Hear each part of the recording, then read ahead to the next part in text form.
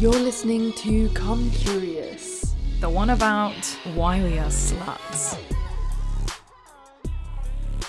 Okay, let's talk about your book.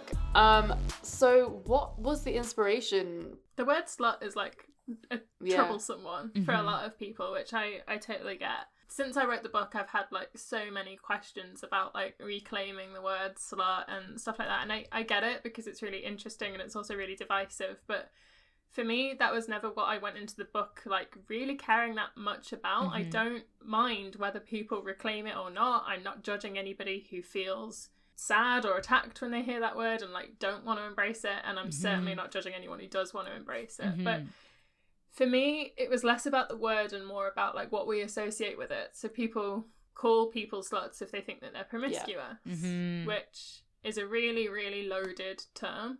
And unfortunately one that gets used in like scientific research. And usually, I mean, I had to use the word promiscuous a lot in my book, and there's a warning about that at the start because it's not a word I would use to, you know, unless I'm singing to Nelly Furtado, I'm not going to use the word promiscuous for anybody.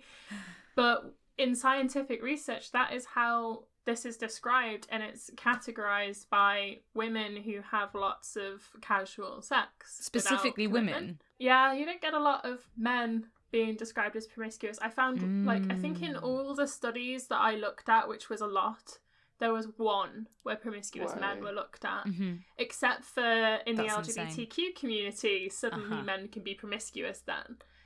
Wow. Says a lot, doesn't it? So, yeah, the book was more about that than the word. Just like, where do we get this idea that some people are better than others because they have less sex or the correct kind of sex, and others are kind of, well, othered because they are having the wrong sex. So that's what the book explores, and the kind of impetus for writing it now was that I feel we had this like really, really amazing like mainstream sex positivity movement where we've made all this huge progress, but I feel like it went quiet. It didn't go away, it just got a bit quieter, you know, after the slut walk and all of the fallout from it.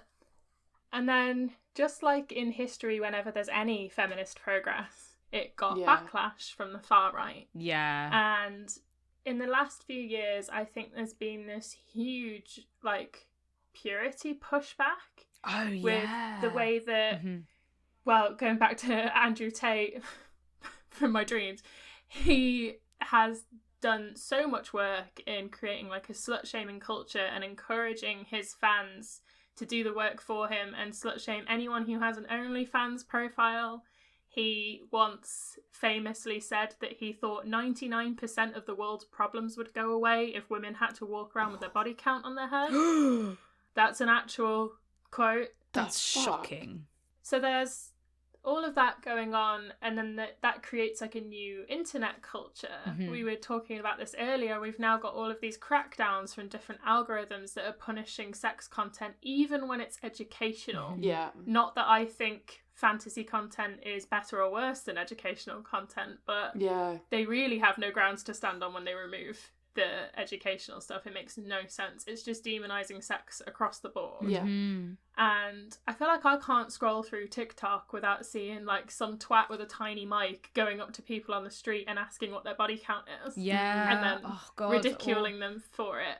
And I would scroll through this stuff and be like, are we in 2008? Because I remember this being huge in the early noughties, and now it's back. It's like lad mag culture is back. Yes, you're right. Or like purity rings. Like there was the huge celibacy spike, and I keep hearing high value woman and high value man, which is like really interlinked with how our body counts are and how we perceive. It's like, you know, misogyny is repackaged. And the whole trad wife trend on social media as well. Like people are trying to get back into kind of, I mean, going back into history. Like, I want to be a wife that stays at home and cooks and cleans and looks after the kids, and there's nothing wrong with that, but it's the judgment around others who don't follow what they think they want to do or that they should do. It's like it, but I mean, your book goes deep into it all, right? Deep.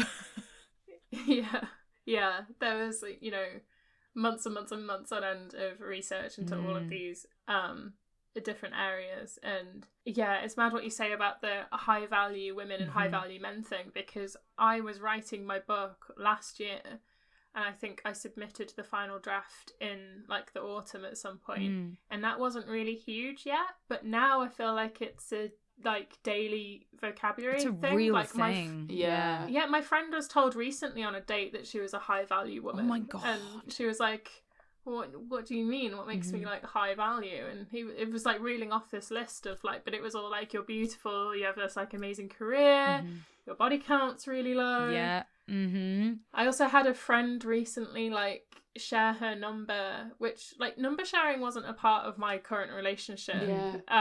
Because I felt like we got together in 2017 and I felt like everyone had just moved on from asking what their magic number was.